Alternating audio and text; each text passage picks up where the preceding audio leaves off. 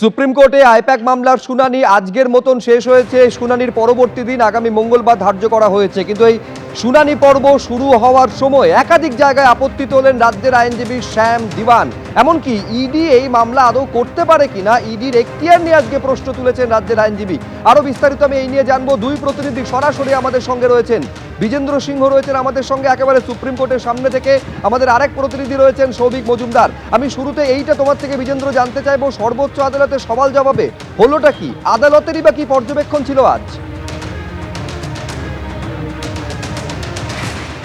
দেখো, আজকে পুরো 4 ঘন্টা হিয়ারিং হয়েছে সুপ্রিম কোর্টে, ফার্স্ট হাফ এবং সেকেন্ড হাফ মিলিয়ে। এবং যে নিষ্কর্ষ আজকে যে হিয়ারিংয়ের হয়েছে সেটা হলো, প্রথমেই রাজ্যের হয়ে অ্যাপিয়ার করেন শ্যাম দিওয়ান এবং প্রায় 1.5 ঘন্টা তিনি বক্তব্য রেখেছেন। লাঞ্চের পরেও তিনি বক্তব্য রাখেন এবং তার মূল কোশ্চেন ছিল কি যে পিটিশন নিয়ে এসে এনফোর্সমেন্ট ডাইরেক্টরেট সুপ্রিম কোর্টে সেটা মেনটেনেবল নয়, অর্থাৎ এটার হিয়ারিং করার এখানে কোনো প্রয়োজন নেই।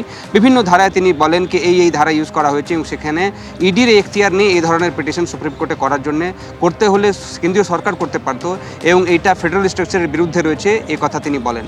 তখন সুপ্রিম কোর্টে প্রশ্নও করে যে যদি এই ধরনের ঘটনা কোথাও ঘটে যেটা খুবই আনইউজুয়াল এবং খুবই অপ্রীতিকর, এই ধরনের ঘটনা যেখানে সেন্ট্রাল এজেন্সি কোথাও তদন্ত করছে এবং সেখানে মুখ্যমন্ত্রী চলে যান এবং যে অভিযোগগুলো করা হচ্ছে ইডি তরফ থেকে, সেক্ষেত্রে তারা যদি মীমাংসা না করবেন, তারা যদি হিয়ারিং না করবেন, তারা কে হিয়ারিং করবে? এর রেমেডি কী রয়েছে? এটা প্রথম হাফে এই কোশ্চেনটা রেখেছিল সুপ্রিম কোর্ট। এবং আজকে যখন সেকেন্ড হাফে যখন হিয়ারিং হলো তখন আমরা দেখলাম কপিল সিব্বল এই প্রশ্নটা নিজে থেকে নিয়ে বলেন। তিনি মুখ্যমন্ত্রী হয়ে অ্যাপিয়ার করছেন এবং তিনি বলেন কি রেমেডি এটাতে আছে, আইনের মধ্যেই রেমেডি রয়েছে। যদি কোনো সরকারি অফিসার কাজ করছিলেন এবং তাকে কাজে কেউ বাধা দেয়, সেক্ষেত্রে বিএনএস অর্থাৎ ভারতীয় ন্যায় সংহিতাতেই নিয়ম রয়েছে কি কী করা যায়। সেক্ষেত্রে যদি কোনো সরকারি কর্মচারী তারা কাজ করছিলেন এবং কেউ তাকে সরকারি কাজে বাধা দেয়, সেক্ষেত্রে বিএনএসের আন্ডারে অ্যাকশন নিতে পারে ইডি। এই ধরনের পিটিশন আর্টিকেল 32-তে তারা পিটিশন নিয়ে এসেছেন সুপ্রিম কোর্টে, সেটা গ্রহণযোগ্য নয়। কপিল সিব্বল এটা আজকে বলেন। 4 ঘন্টা হিয়ারিংয়ের নিষ্কর্ষ এটাই কি এখন এই পিটিশনটাকে মেনটেন যেন না করা হয়, সেটার জন্য রাজ্যের তরফ থেকে সওয়াল করা হয়েছে। কপিল সিব্বল মুখ্যমন্ত্রী হয়ে অ্যাপিয়ার করে তিনিও একই সওয়াল করেছেন। যেহেতু আর্গুমেন্ট এখনও ইনকমপ্লিট রয়েছে, এনফোর্সমেন্ট ডাইরেক্টরেটের বক্তব্য রাখার কথা রয়েছে, আরও কয়েকজন আইনজীবী রয়েছেন তারা বক্তব্য রাখবেন। সেক্ষেত্রে আজকে হিয়ারিং অ্যাডজার্ন হয়ে গেছে। সুপ্রিম কোর্ট বলেছে আগামী মঙ্গলবার আবার হিয়ারিং হবে।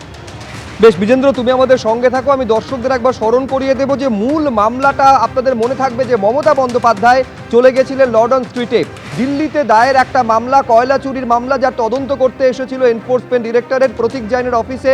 খবর পাওয়া মাত্রই মমতা বন্দ্যোপাধ্যায় পৌঁছে যান। ভেতরে ঢুকে সবুজ ফাইল, মোবাইল ফোন এবং হার্ড ড্রাইভ নিয়ে তিনি বেরিয়ে আসেন। সরাসরি অভিযোগ করেছিলেন কেন্দ্রের দিকে। শোনাব আপনাদের কি বলেছিলেন সেদিন। So my hard disk, phone, hard disk, all they are collecting, and they have already attacked my IT office also. In fact, sector 5, I am going there also. They raided my IT sector office to collect all of our party hard disk, the candidate list, the party strategy, the party plan. Is it the duty of the ED and Amit Shah?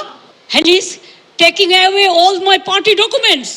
যখন অফিসে কেউ ছিলই না প্রায়, এবং তারা এসে আমাদের পার্টির সব ডেটা, সমস্ত ল্যাপটপ, সমস্ত আইফোন বা ফোনে যে সমস্ত স্ট্র্যাটেজি আছে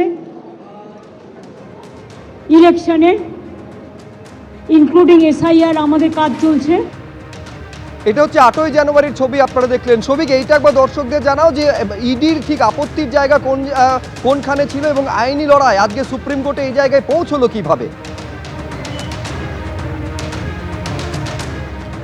দেখো, মূলত তুমি জানো যে এই মামলা যখন প্রথম এই ঘটনা ঘটে, তারপর মামলা কলকাতা হাইকোর্টে আসে এবং সেই মামলা কলকাতা হাইকোর্ট থেকে একেবারে প্রাথমিক পর্যায়ে সুপ্রিম কোর্ট পর্যন্ত পৌঁছয়।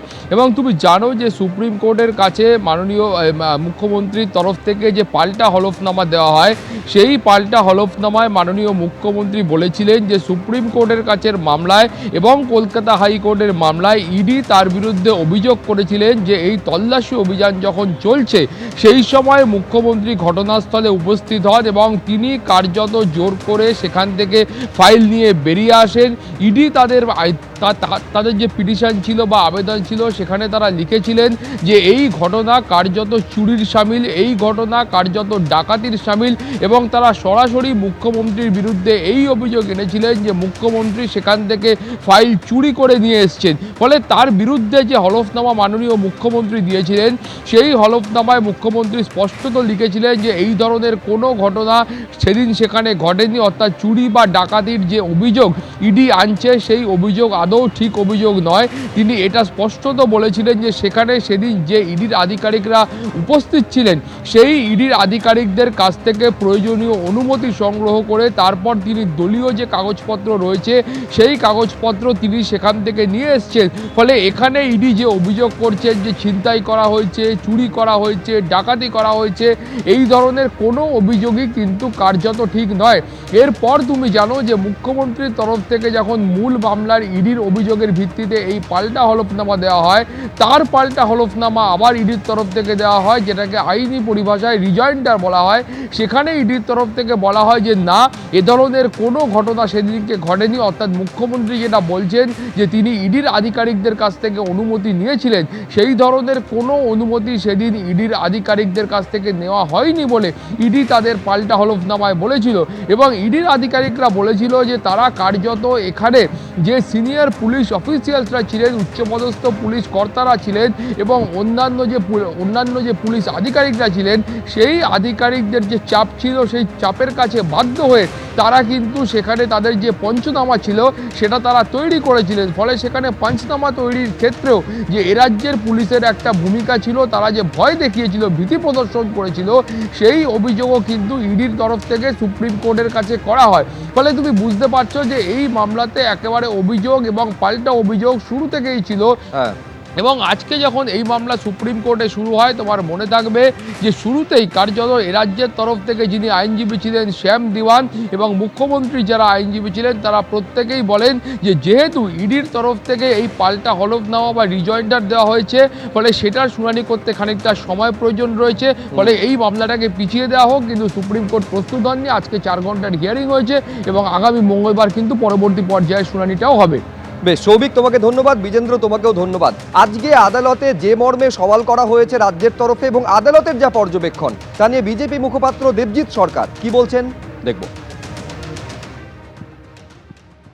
সওয়ালের উত্তরে বিচারপতিরা কি বলবেন, মাননীয় বিচারপতিরাই সেটা ঠিক করবেন।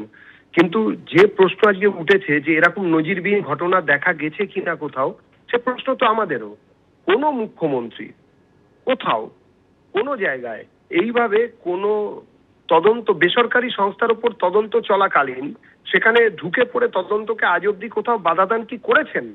যারা সংবিধান রচনা করেছিলেন তারা বোধহয় দুঃস্বপ্নেও এরকম ব্যবস্থার কথা ভাবেননি যে একটি তদন্তকারী সংস্থা যখন একটি তদন্ত করছেন সেই সময় সেই রাজ্যের মুখ্যমন্ত্রী দলবল নিয়ে মুখ্য সচিব, স্বরাষ্ট্র সচিব এবং বাকি আরো কিছু সরকারি পদাধিকারীকে নিয়ে, সশস্ত্র পুলিশ বাহিনী নিয়ে সেই তদন্তকারী সংস্থার তদন্তে বাধা দিচ্ছেন, সেখান থেকে লুট করে নিচ্ছেন।